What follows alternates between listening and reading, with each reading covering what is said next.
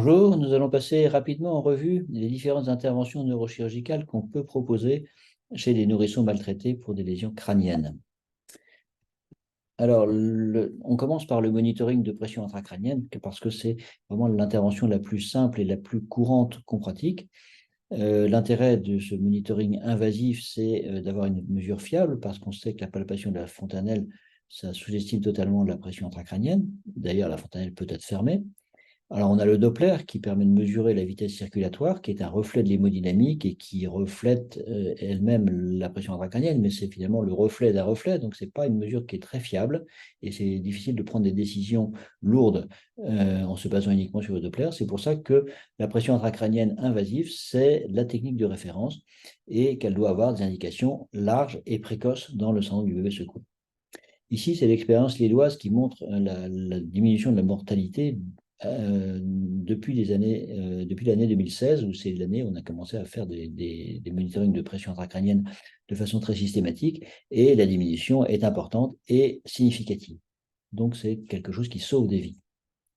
Alors, pendant un moment, on avait un dilemme. Est-ce qu'on va mettre la pression intracrânienne? Oui, mais on ne pourra pas avoir de pression intracrânienne, d'IRM pour compléter les explorations, parce qu'il y avait un boulon qui était volumineux, ça c'est ce qu'on met chez les adultes, chez les enfants on n'en met pas, mais par contre la sonde de pression intracrânienne elle-même est les anciens systèmes perturbaient énormément les IRM et c'était même pas la peine de faire une IRM chez un patient qui avait un capteur. Maintenant, la fibre Sophia nous permet d'avoir des mesures de pic tout en gardant la possibilité de faire une IRM. Donc ça, c'est nettement un progrès. Donc je n'ai rien à déclarer, j'ai pas de conflit d'intérêt à déclarer. Alors, comment est-ce qu'on met en place? On va tunneliser la fibre en la rentrant dans l'extrémité d'une aiguille de tuyauis jusqu'à sa garde. Et ensuite, on va retirer l'aiguille de tuyauis et le cathéter, on va pouvoir le rentrer à travers la dure-mère par une ouverture punctiforme pour la mettre en place tout simplement dans le parenchyme cérébral et le fixer, bien évidemment, au scalp du patient en tenant compte de l'élasticité du scalp du bébé. Alors, qu'est-ce qu'on fait si la pression est trop élevée? S'il y a une collection, est-ce qu'on va la ponctionner, la drainer? Si les citernes sont perméables, comme on le voit ici en bas à gauche, on a tout à fait la possibilité de faire une ponction lombaire. Ici, on a une mesure de pic qui était entre 30 et 40 mm de mercure, ce qui est très important. On a fait une ponction lombaire et tout de suite, on a vu la pression réagir de façon tout à fait favorable. Et avec ensuite, elle est remontée, il y a eu un rebond, malgré tout, c'est resté gérable. Alors pourquoi est-ce qu'une ponction peut être aussi efficace? C'est tout simplement parce qu'on est situé à cet endroit de la courbe de Starling où il y a une grande rigidité du système viscoélastique cérébral et il suffit de retirer quelques millilitres pour se retrouver dans un endroit de la courbe qui est beaucoup plus favorable avec une pression beaucoup plus gérable. Ici, c'est un exemple d'un nourrisson d'1 mois qui n'avait pas d'épanchement sous-dural, pourtant il était en HTIC sévère et, et il avait un comportement de cécité.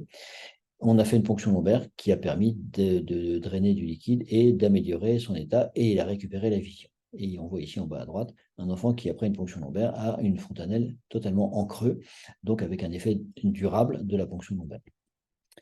La ponction sous-durale, maintenant, c'est un geste qu'on va faire quand il y a un épanchement sous-dural. C'est un geste qui est techniquement simple, rapide, qu'on peut faire au lit du patient, voire même aux urgences, voire même à l'extrême sur le brancard du SAMU, s'il y a une grande urgence, s'il est en HTIC sévère.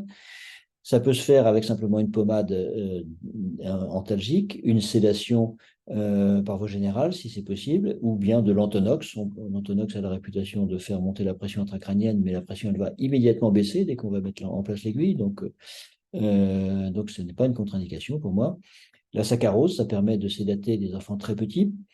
Et donc, on va ponctionner, comme on le voit ici sur le schéma du haut, à l'angle de la fontanelle, vers l'extérieur, dans le plan de la suture coronale. Et on voit ici sur ce schéma, dans le plan frontal, on va garder un angle d'à peu près 30 degrés par rapport à la voûte crânienne et d'enfoncer notre aiguille d'environ 30 mm. On va retirer environ 20 ml de chaque côté. Si on retire plus, l'enfant risque de se choquer un peu et il risque de devenir un peu gris parce que le cerveau reprend la place qu'on lui donne en réalisant une vasoplégie, donc ça crée un troisième secteur. Et donc, on a une efficacité qui est immédiate, qui n'est pas forcément durable parce qu'on a un problème de drainage du liquide et que souvent on a une récidive de la pression. Et donc, si ça récidive, on peut reponctionner, mais en général, on sait qu'on sera un jour ou l'autre forcé de mettre un drainage. Malgré tout, une nouvelle ponction, ça peut être une solution d'attente. Donc voilà comment on fait opératoirement. Ici, on a préparé avec des champs, on met en place son aiguille, on retire du liquide qui est relativement sous pression, qui est bien hémorragique. Une fois que notre aiguille est en place, on va adapter une seringue, ce qui permet de contrôler exactement le débit et la quantité de liquide qu'on va retirer. Et au total, on aura retiré 20 ml de chaque côté. Comme vous voyez que l'aspect n'est pas exactement le même à droite et à gauche. Donc, ça montre qu'il y a une certaine communication, probablement, mais pas très efficace. Donc, voilà un exemple d'un enfant qui a fait un malaise à son domicile, qui a été intubé par les pompiers, qui est arrivé à l'hôpital dans un état grave, avec au Doppler une circulation très inquiétante. On voit qu'il y a un reverse flow, et donc un cerveau qui n'est pas irrigué.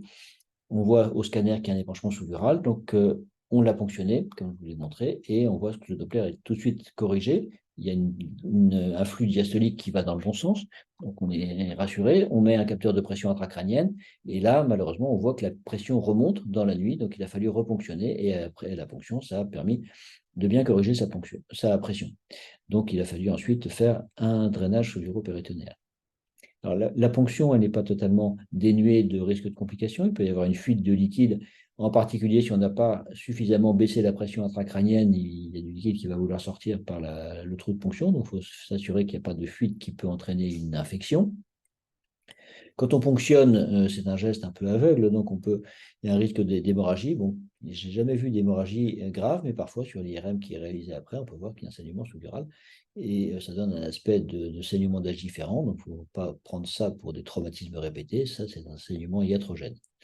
Et puis, la récidive de l'épanchement sous-dural, il ne faut pas considérer que c'est une complication du drainage, c'est simplement une limite de la technique qui ne permet pas toujours de contrôler de façon durable.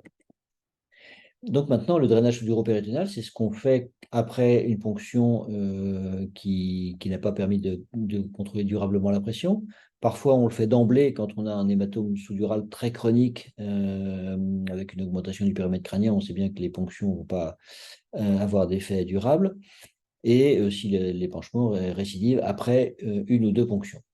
Alors, on fait le plus souvent un drainage bilatéral parce que l'hématome est bilatéral et qu'on le voit sur ces deux seringues qui viennent du même enfant que le liquide peut être très différent. Ça veut dire qu'il n'y a pas forcément de communication entre les deux côtés.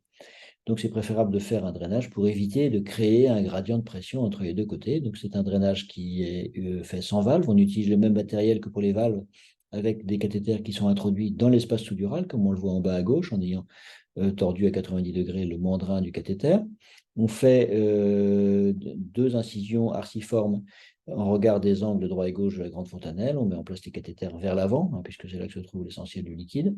On relie ces deux cathéters par un connecteur avec un prolongateur, parfois un deuxième connecteur, et tout ça a un cathéter qui est tunnélisé le long du cou, du thorax et de l'abdomen pour mettre en place ce drainage sous-duro-péritonéal qu'on va laisser en place pendant quelques mois. On va le retirer entre 3 et 6 mois après sa pose, une fois que les espaces sous-duraux auront cicatrisé.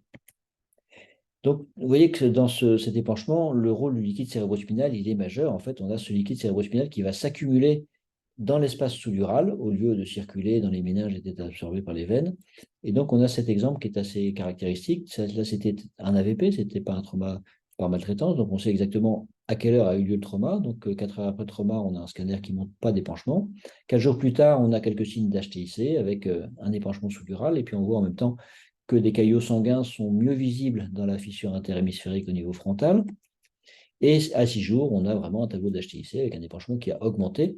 Donc, c'est un liquide qui est hypodense. Donc, quand on ponctionne, on voit que c'est essentiellement du liquide cérébrospinal hémorragique. Si on fait un diagramme, on peut se dire que l'épanchement il s'est constitué par un décollement de la couche externe de l'arachnoïde. On va avoir une compression des espaces arachnoïdiens par cet épanchement qui contient un liquide méningé qui est teinté de sang et qui est bloqué, qui n'est plus absorbé par la durmère, qui est saturé de globules rouges. Donc, ça correspond à l'accumulation de liquide cérébrospinal sur l'espace de quelques jours. Donc, c'est quelque chose qui est totalement différent à la fois du sous-dural aigu et du sous-dural chronique. C'est un problème de liquide cérébrospinal, donc à partir du moment où c'est liquidien, la solution, ça va être un drainage. Alors le liquide, il n'est pas forcément visible radiologiquement. Ici, c'est un exemple d'un enfant battu. Donc lui, la fontanelle était fermée, il y avait un petit hématome sous-dural aigu. On y a mis un capteur de pression intracrânienne à 12 heures du trauma et de l'admission. Et on a vu que la pression était à 41 mm de mercure. Donc on a refait un scanner pour voir si l'hématome sous-dural n'avait pas augmenté. Non seulement il n'avait pas augmenté, mais il avait en fait disparu. Et on a vu à la place des lésions qui montrent une ischémie cérébrale, notamment dans les noyaux gris centraux. Et 15 jours après, on a des lésions ischémiques très étendues qui correspondent en fait à un bas débit cérébral du fait de l'HTIC. Alors pourquoi est-ce qu'il était en HTIC alors que les penchements n'étaient pas importants? En fait, le liquide, il était là, mais on ne le voyait pas parce qu'il était dans les espaces périvasculaires de Virchow-Robin. C'est l'équivalent d'une pseudo-tumore cérébri, comme ce qu'on voit dans d'autres contextes, chez les enfants plus grands. Donc, c'est une ischémie cérébrale liée à l'HTIC. Et donc, là, on a raté l'occasion de faire une ponction ovaire. Ça aurait pu peut-être éviter cette évolution. Encore que quand on voit le premier scanner, le cerveau était déjà assez hypodense dans les régions postérieures. Donc, il était peut-être déjà trop tard. Maintenant, l'hématome sous-dural aigu, donc c'est quelque chose qui est vraiment rare chez le nourrisson. Ça ressemble beaucoup à ce qu'on voit chez les adultes. Donc, c'est un saignement qui est aigu, récent, qui correspond à un arrachement des veines corticodurales avec un saignement important à ce niveau, alors que d'habitude, le saignement est assez peu volumineux. On a des caillots frais, donc ça va sédimenter, ce qui fait qu'au scanner, on a cet aspect hétérogène avec une partie hypodense qui est le surnageant et une partie hyperdense qui correspond aux caillots globulaires. Et si on reprend notre schéma, on a une grosse couche de sang frais qui va comprimer le cerveau. Ça peut entraîner un engagement cérébral et la ponction, elle sera certainement pas très efficace puisqu'on a des caillots dans l'espace sous-dural. Donc le traitement, c'est la craniotomie. Comme vous le voyez, c'est une grosse opération. On a fait une grande ouverture cutanée, un grand volet décompressif. On voit que la diurmère est sous pression. Et quand on va inciser la diurmère, le sang, le sérum va jaillir sous pression. Ici, on a des caillots qui sortent à la suite du sérum et qui empêchent les caillots qui empêchent la suite de sortir. Donc voilà un petit peu ce que c'est que cette chirurgie. C'est une chirurgie qui est lourde, qui comporte des risques, mais d'un autre côté, on n'a pas trop le choix. Maintenant, l'hématome sous-dural chronique, ça correspond à l'évolution sur le long terme d'un hématome sous-dural du nourrisson. Et c'est favorisé, comme chez l'adulte, par l'atrophie cérébrale. Donc chez l'adulte, c'est souvent des personnes âgées ou des personnes alcooliques. Chez l'enfant, il y a une atrophie qui peut être due aux lésions initiales, quand il y a eu un coma avec des crises épileptiques, etc.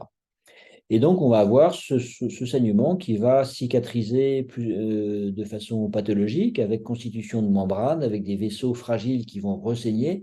Et donc, on va avoir de multiples couches d'épanchements qui vont tapisser les méninges, une coque externe et une coque interne, et entre eux, une quantité de sang liquéfié.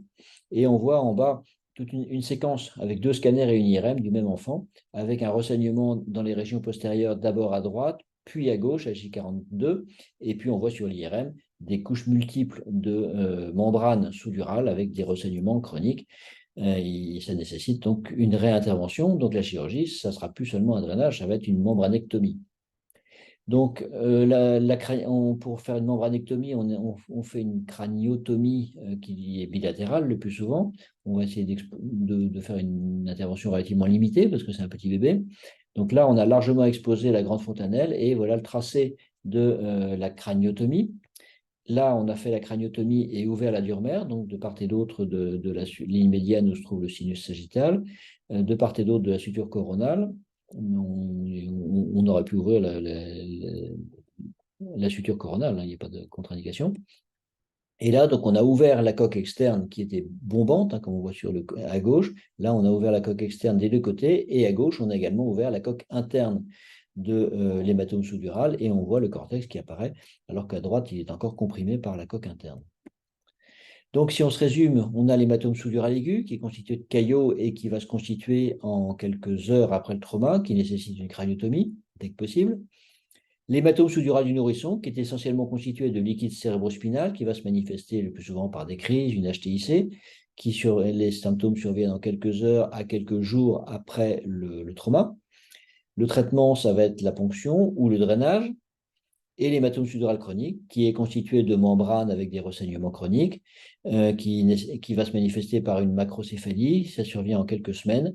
Et le traitement, ça va être la membranectomie. Maintenant, des interventions moins fréquentes, mais qu'on a parfois à faire chez les enfants battus. Ici, c'est un enfant de 2 mois qui avait été battu contre le mur par son père, qui était fou.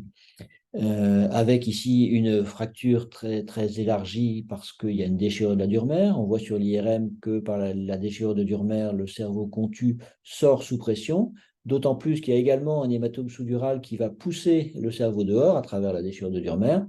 Et donc, ça va nécessiter une intervention. Donc là, on a exposé largement les limites du traumatisme et de la fracture. On a fait une craniotomie pour exposer les limites de la déchirure de dure mère. On voit le cerveau qui fait une hernie à travers cette déchirure de dure mère.